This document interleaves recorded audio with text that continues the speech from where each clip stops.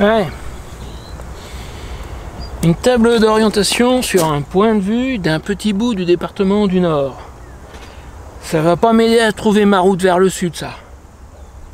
Attends, j'ai une idée.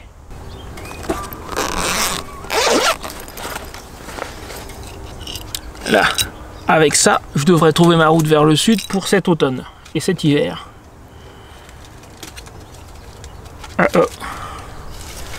Aïe. Je crois bien que la dernière fois que je m'en suis servi, j'ai dû oublier de verrouiller l'aiguille. C'est pas gagné. Alors, quelle idée de te parler de ma route vers le sud et de ce que je vais faire à l'automne et à l'hiver, alors que je suis encore en plein milieu de mon programme pour l'été, tel que tu me vois là. Bah déjà, une des raisons pour laquelle je fais cette vidéo maintenant, c'est que je suis en route pour Valenciennes. J'ai un de mes abonnés qui m'attend avant de me rendre en Belgique. Mais il ne m'attend que vers 18 h, il y a 2h30 de route et il est même pas midi. Donc déjà, j'ai quelques heures à tuer.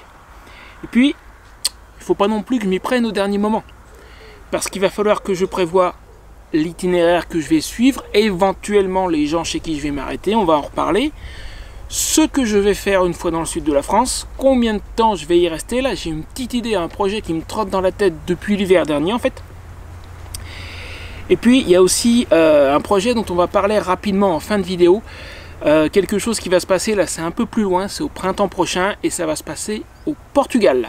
Un truc un peu spécial, un peu inattendu. Je suis au courant depuis, je sais même plus, un mois ou deux.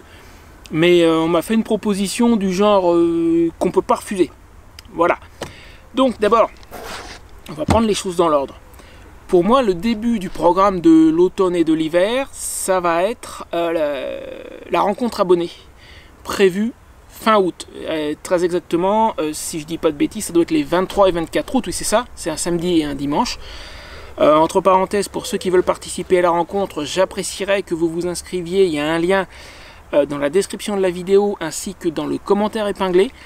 C'est juste pour que moi j'arrive à tout centraliser parce que j'ai des gens qui m'ont dit à droite à gauche qui viendraient, je sais plus qui fait quoi, qui vient quand.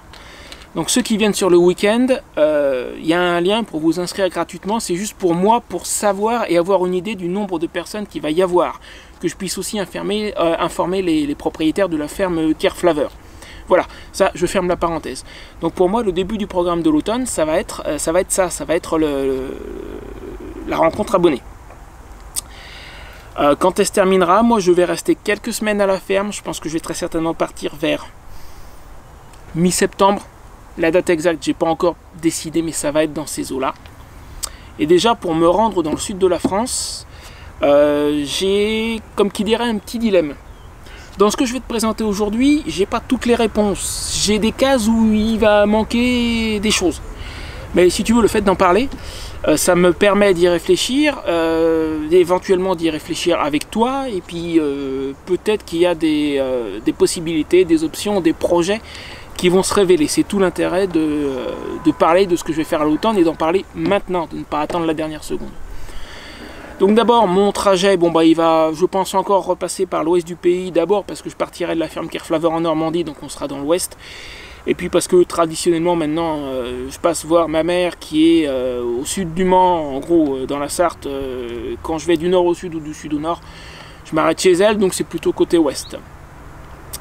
Maintenant, là où j'ai un dilemme, où j'ai une hésitation, ces dernières années, j'ai fait plusieurs fois la même chose, dans un sens comme dans l'autre. C'est-à-dire que déjà, je me suis arrêté chez Pierre-Yves, près de Limoges, puis chez Michel, à côté de Perpignan. Je suis aussi récemment passé voir plusieurs fois Christophe à Nîmes.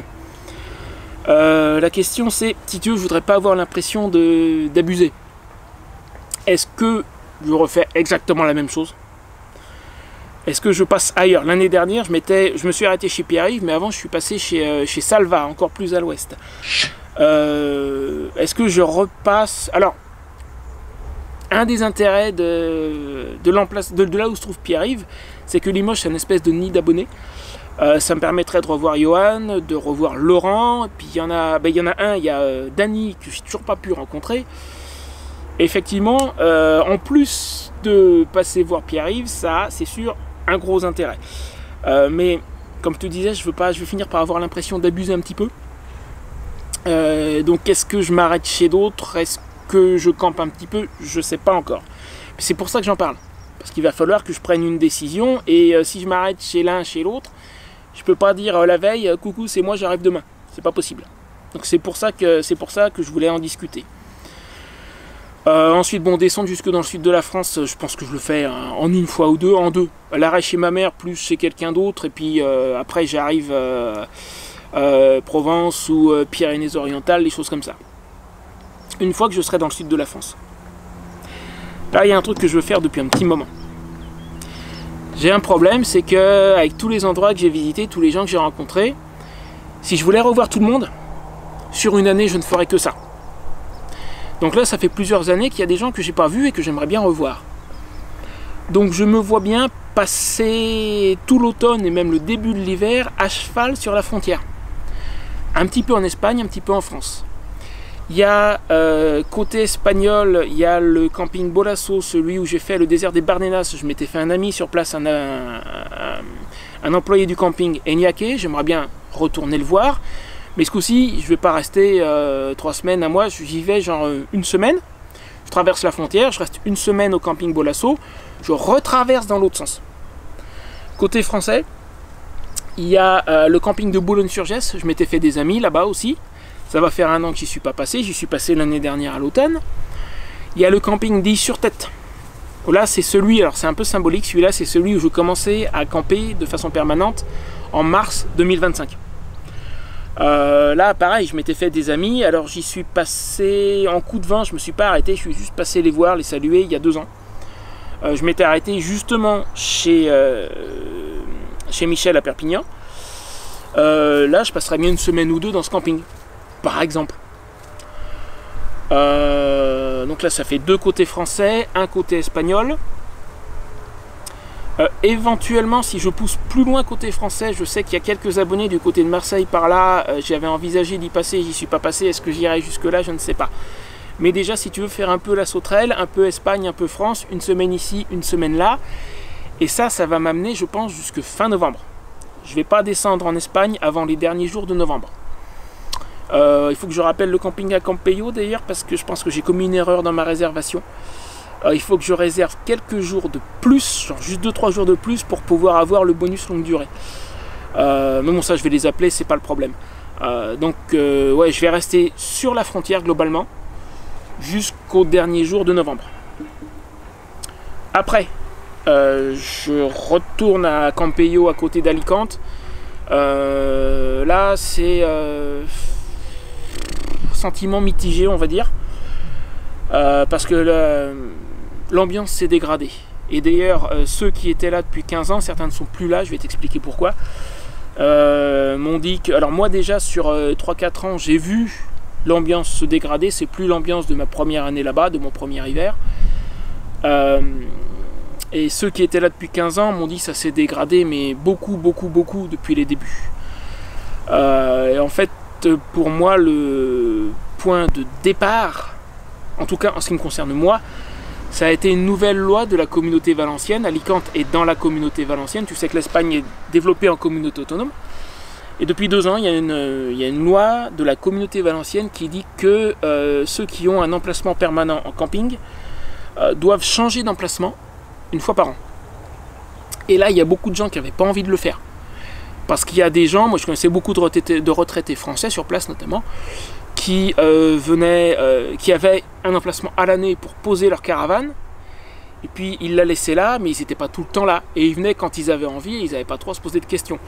Là maintenant, il faut qu'ils soient là une fois par an, à une date précise, fixe, pour changer d'emplacement, et ils n'avaient pas envie. Il y en a beaucoup qui se sont cassés, déjà.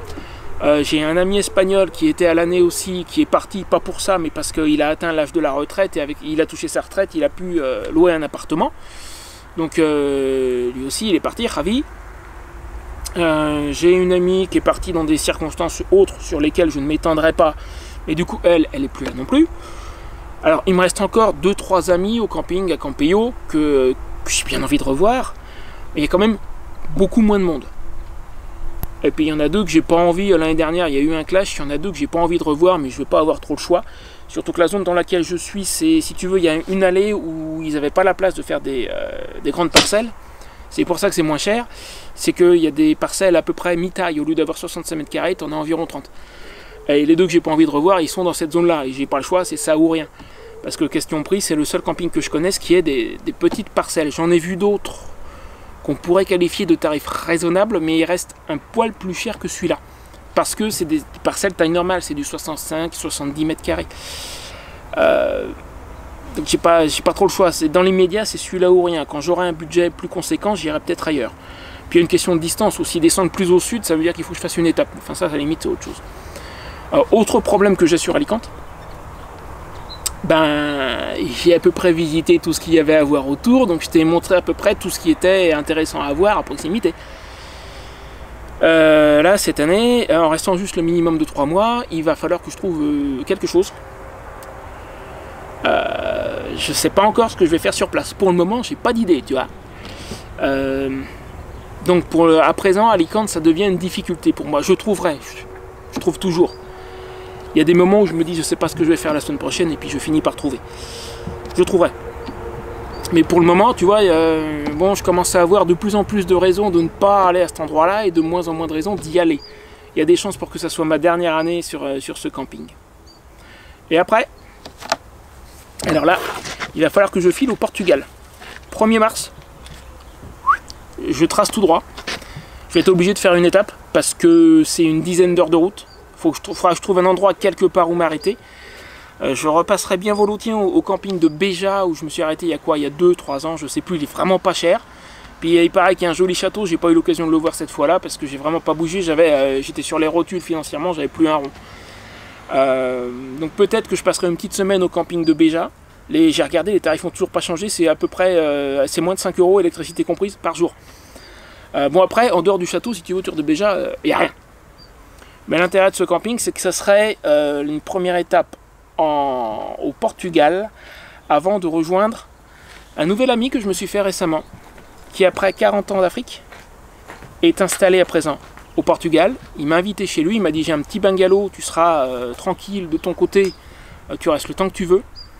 Et en plus de ça, récemment il m'a proposé un projet extrêmement intéressant. Il voudrait qu'on fasse l'équivalent de la Nationale 7. Nous on avait notre Nationale 7 de Charles Trenet, aux États-Unis ils ont la route 66. Au Portugal, il y a la Nationale 2. Il voudrait qu'on se retrouve à Faro, tout au sud du Portugal, et qu'on fasse la Nationale 2 ensemble avant de se rendre chez lui. Il n'est pas très loin de Nazaré. Ça, c'est un truc qui me tente bien. Je pouvais difficilement lui dire non.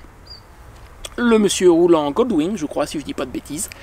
Donc on aura 2 grosses routières, on va se faire ça tranquillement. On n'a pas encore décidé des détails. Ça sera en camping avec ma tante. Donc début mars, on va avoir la Nationale 2. Je te dis, c'est la route 66, la Nationale 7 du Portugal, quoi. Et je pense que ça devrait être un projet particulièrement intéressant. Voilà, les 6-8 mois qui viennent vont être chargés. Et après, alors là, il y a encore autre chose, mais c'est pour l'année prochaine. Je suis en train de concocter un truc pour pouvoir te proposer des séances d'initiation et de formation au voyage moto, même au nomadisme pour ceux qui voudraient. Mais ça c'est plus loin, c'est pour l'année prochaine et j'ai une structure en cours de création. On en reparlera plus tard. Déjà dans l'immédiat, ma route vers le sud. Donc encore une fois, j'hésite sur comment je vais m'y prendre. On va voir, je vais trouver. Tout ça, ça démarre après la rencontre abonnée. Encore une fois, si tu veux venir à la rencontre abonnée, tu t'inscris gratuitement dans le lien qui est dans la description et dans le commentaire épinglé. Puis vraiment la partie à cheval sur la frontière, je pense que là je vais avoir des choses intéressantes à voir. D'autant que par exemple, entre le camping Bolasso et Boulogne-sur-Gesse, quand je suis rentré en France cette fois-là, il y a quelques années, je ne me suis pas vraiment arrêté entre les deux. Et dans la montagne, il doit y avoir des choses intéressantes à voir, je pense. Là, j'aurai sans doute l'occasion. Bon, en plus, j'avais une panne mécanique à l'époque. Quand je suis parti de là-bas, la première fois que je me suis arrêté au camping Bolasso, c'était bien avant de faire les Bardenas, hein, c'était l'année d'avant. J'ai tracé tout droit jusqu'à mon camping de destination à Boulogne-sur-Gesse en France, j'ai pas cherché. Mais là, à mon avis, dans la montagne entre les deux, il y a des choses à voir. Et puis globalement, à cheval sur la frontière, jusqu'au début de l'hiver. Ensuite, mes 3 mois à Alicante et le Portugal. Voilà, n'hésite pas à me dire ce que tu penses du programme. J'ai toujours la vidéo sur l'écluse de Thionville en réserve. Si je ne la diffuse pas cette semaine, c'est parce que j'ai pas encore la réponse. Je pense que je vais l'avoir. J'espère bien qu'ils vont me dire que oui, que tout est bon. Après, voilà, tout de suite après Valenciennes, c'est direction la Belgique. Donc il y aura une vidéo sur probablement le passage à Valenciennes, puis la Belgique chez Frédéric, qui m'a invité 5 jours du 21 au 25 ou 26, je ne sais même plus. Ensuite, je retourne chez Thierry. Ceux qui voudraient éventuellement me rencontrer dans la Haute-Marne, à mi-chemin entre Saint-Dizier et Vitry-le-François. En plus, à présent Thierry à 525, on pourra aller faire un tour ensemble. J'y serai juste quelques jours, je ne vais pas y rester très longtemps. Vers le 12 août, je pars, 2 jours chez ma soeur et je repasse chez Bertrand. On a des petites choses à voir ensemble avant de me rendre à la ferme Kerflaver pour la rencontre. Moi, j'y serai largement avant, j'y serai le 18 à la ferme. Donc ceux qui veulent arriver avant, n'hésitez pas, vous pouvez. Voilà, voilà. Je te laisse là. Tu sais quoi, question beaux itinéraires.